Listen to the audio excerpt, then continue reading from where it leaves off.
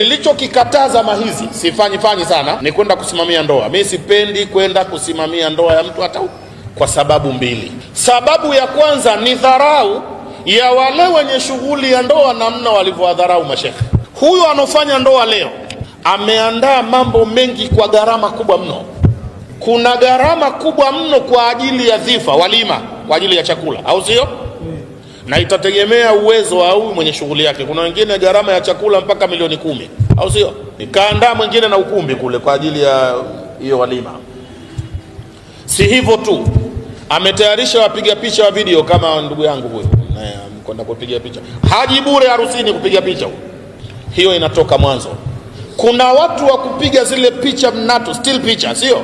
Makamera nao wana gharama yao hao. Gharama hizo, kuna magharama ya watu kununua masare, kuna wengine wanaweka na miziki, magharama hayo. Sasa ni muda wa madrasa. Madrasa inaenda kuitwa. Mwalimu madrasa anaambiwa tunahitaji maulidi kidogo siku ile pale. Na maulidi yenyewe utaifanya kwa muda baada ya ule mziki kusitishwa kwa muda. Kwanza ulianza mziki usiku, utasitishwa kwa muda wakati wa ile shughuli utakofanya, na ukiondoka mziki utarudi, au sio? Mwalimu madrasa apewe 50,000 au laki.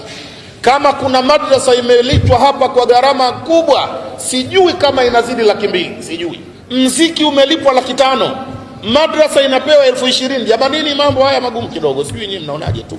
Mimi naona magumu. Haya, ndio kwa shekhe mwenye kusimamia ndoa. Shekhe atakachoambulia siku hiyo kizuri kinafurahisha ni kufuatwa nyumbani kwa gari ya thamani. Kama alikuwa hajawahi kupanda V8, siku hiyo litapelekwa. Nendeni mkamchukue shekhe bwana. Sasa huyu shekhe awe nazo akili, aondoke na nauli yake ya kurudia kwa hisani yake, kwa sababu V8 atalipanda wakati wa kuja kuchukuliwa. Na nielewa hivyo. Akifika hapo shekhe anakaa, anasema nahmaduhu wa nasta'inuhu, anafanya mambo yake pale, sawa. Baadaye mambo yamekwisha, anapewa bakuli ya chakula na inatiwa nyama nyingi. Kingine atapata bakuli ina nyama nyingi. Baada ya hayo, nilikwambia shekhe awe na nauli mfukoni, mmenielewa? Hakuna tena mtu anashughulika naye. Ile V8 alokwenda kuchukuliwa nayo sasa ibeba maharusi kuwapeleka baharini kuchezea maji. Heshima atakayopewa ni kuitwa. Kuna mtu mmoja, mtu mzima, anaona haya kidogo, jamani shekhe basi ndo mmemwacha hivi babu wa pale kwenye shughuli, shekhe hebu njoo kidogo. Babu anaingiza mfukoni, anatambua hasa kwamba hii ndo ile shilingi 2,000 tena chakavu, anaijua, na akitoa akapatia. Sasa akitoa anafanya hivi.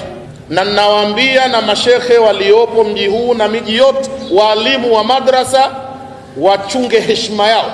Bora ufe masikini